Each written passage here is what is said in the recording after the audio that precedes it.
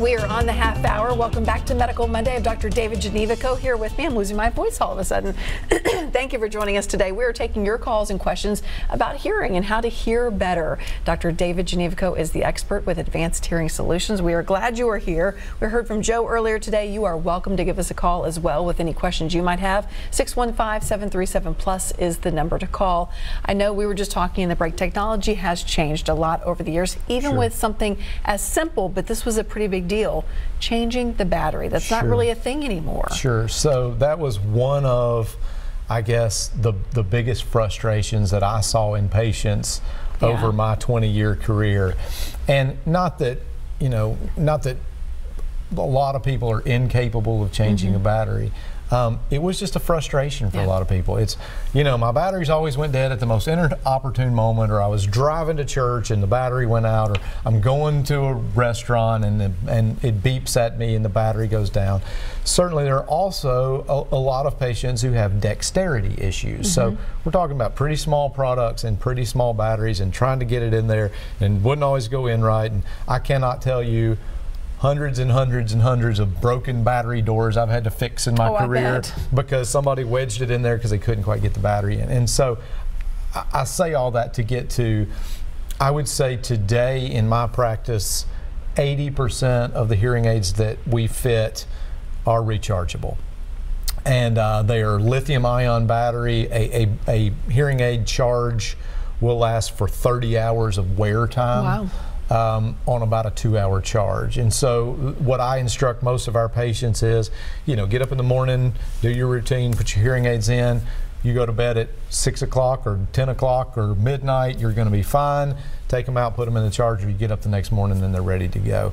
I just really like that from a simplicity standpoint. And it's not that, oh, I can make you hear way better because you buy a rechargeable hearing aid. That has nothing to do with how we hear. It's just one more thing that makes life a little bit easier. You put them in the chargers, they turn themselves off automatically. You pull them out of the charger, they turn themselves on automatically. So again, another struggle that I've seen, especially with older patients, is, you know, having to hit a button to turn it on or having to get that battery in there. And everything that we can do to make this process easier and simpler, and I don't mean just for older people, I mean for everybody. Everything we can do to make that process easier and simpler, I think in the end makes the patients more happy with using the hearing aids. I tell that to patients almost on a daily basis. If hearing aids are comfortable and easy to use, you will do great with them. If I don't do my job, and I consider that my job, of making a recommendation that's easy and comfortable, I think then it becomes a frustration and people are much less likely to adopt it. So yeah, rechargeable has been, it's been fantastic to take people who have been for 10 years or 15 years or 20 years changing batteries, and they're completely taken aback with the fact that they don't have to do that anymore. And then you get even more technical and you're talking about Bluetooth, which can sound kind of off-putting and scary to some, but once you explain it, it's like, oh my goodness, it just opens up the world again. Sure. So yeah, when I talk to, especially to patients that are maybe less technologically savvy, and I say, well, you know, we can put Bluetooth in these hearing aids. First off, that's not a very good way to discuss it if I say we can put Bluetooth. Simply all it is we are connecting your hearing aids wirelessly to what you want to hear.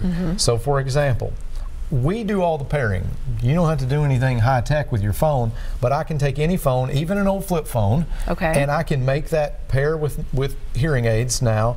And if I receive a phone call, the only thing I do is reach up and tap a button. My phone can be in my pocket, it can be in my purse. I don't have a purse. It could be sitting across the room. When I tap that button, I say hello and I can carry on a conversation. My kids look at me like I'm crazy because they're like, Dad's talking to the air again.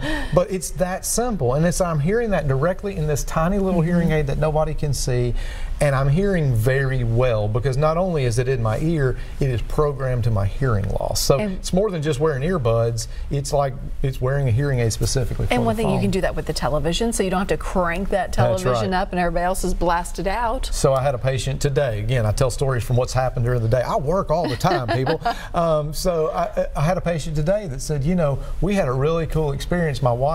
His wife runs a business, and she was busy on the phone doing all this, and I just turned the TV all the way down so I wouldn't disturb her.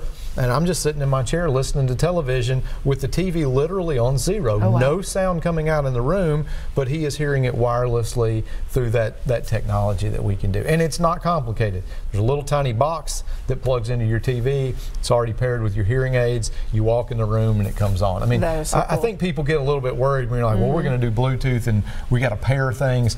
It's already all paired and it's really seamless to use. That's great. Okay, let's go to Doris on the line. Good evening, Doris. Thank you for calling in. What's your question? Yes. Are you talking to me? Yes, ma'am, we are. Go ahead. Okay. I had a question. The doctor was talking about comfortable hearing aids. I've got a slight hearing loss in my right ear, but my ears are very sensitive, and I can't even stand anything in my ears. And so I was just wondering what you would do about that. Great. Okay. Doris, I'm going to hang up so you can just listen to your TV now, okay? Thank you for calling in, by the way. Thank you.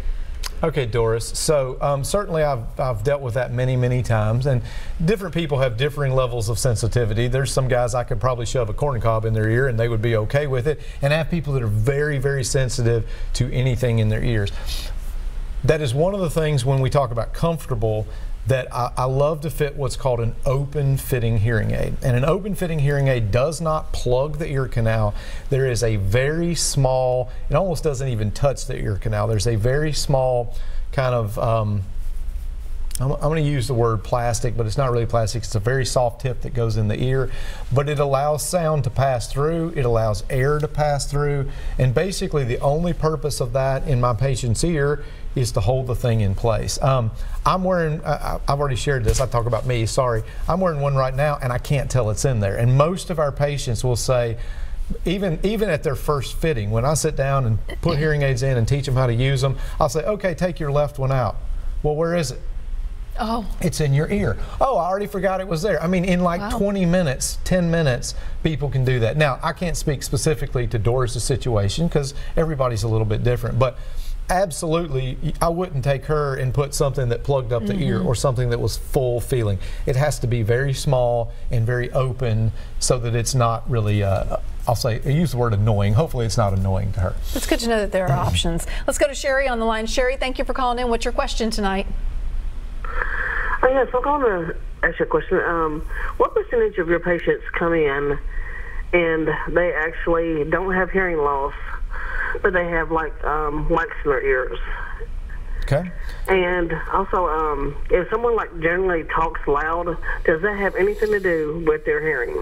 Oh, good questions. Okay, two good questions, Sherry, I think. Yes. So the first question is, that definitely does happen. I had a gentleman last week that was the situation. He came in and said, you know, my wife's been fussing at me, and you know I need to get some hearing aids, and that's really all the problem was. And it was pretty exciting, all the cool things we took out of this guy's ear. Oh, no. In fact, Only an audiologist would say that. when he saw it, he was like, "Oh my gosh, I'm so embarrassed that was." But okay, so just to say this, wax is not unhealthy. It is not a sign of lack of hygiene. We have glands that produce it, and different people produce more than others. Just like some people sweat more than somebody else. Doesn't mean you're not healthy, doesn't mean you don't have good hygiene. That's just what our glands do. And so there certainly are people that build up wax very quickly, and that can be a problem. I will say, so she asked the percentage, it's still a pretty low percentage. I mean, probably less than 5% of the people that walk into our office, that's truly what the problem is. Sometimes that's a combination. We have some hearing loss and we have some wax that needs to be addressed. The second question, what was the second question? Oh, shoot. I'm going to remember it in just a second. Sherry, I'm sorry. I will remember it in just a second, and I will answer your second question. Yeah, we will get there. Gosh, now this is going to bug When me. we go to break, Carrie and I will brainstorm, and we will come back and answer your second question. Sorry about that. This is a Monday of Mondays, isn't it? Yes, it is. Okay. Happy Monday, everybody. That's a tease for you, Sherry. You just got to keep paying attention. We will remember it. But thank you for your calling. We really do appreciate it. I do want to talk to you about cost, because I know this is probably something that people are, nervous about or don't want to exactly bring up. Hearing aids are expensive. You know that, I know that, everybody knows that. So let's talk about how expensive they are. Okay. And then how long do they last? Okay, excellent question. So if you look at a kind of private model, which we are, I own my own practice. I don't work with any companies. I mean, we are kind of self-sufficient there. Most private offices use what is called a bundled hearing aid model, a bundled pricing model, which means if somebody comes in our office and says, I need to get 2 hearing aids, the average cost of 2 hearing aids is around $4,000. Okay, certainly we have some that are more expensive than that. I rarely recommend more expensive. We do have some that are less expensive. We fit quite a few of the options that are less expensive. But just to give somebody an average idea, that's about $4,000. You're right, that's a pretty significant expense. But when we talk about a bundled model, what that includes is it includes all of the service it takes to fit, adjust, and take care of those patients. And in our practice, we include service pretty much for life. As long as that person wants to come back, we will take care of them, we will adjust, we will program their hearing aids for them.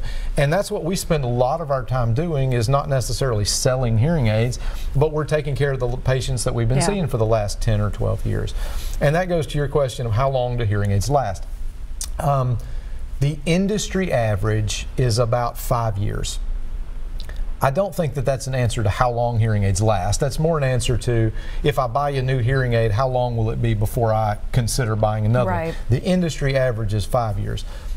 In my practice, it's a little bit longer than that, mainly because if somebody has a 6-year-old hearing aid or 7-year-old hearing aids that are still working well for them, we don't put the thumb on them to, okay, it's time for you to buy new ones. I will have the discussion with somebody at 4, 5, 6, 7 years to say, let me tell you about new technology, let me tell you about ways that this might help you. The rechargeable thing we talked about is a perfect example of that. Somebody might be doing fine but very frustrated with changing batteries and very frustrated with I had a guy last week, it's like, I am so sick of changing batteries. If I could get something I didn't have to do that, it would be worth it for me. Or connecting to the TV or the phone. Right. So those type of things are reasons maybe somebody would move a little bit more quickly. So I would say 6 years, 7 years is a little bit more realistic.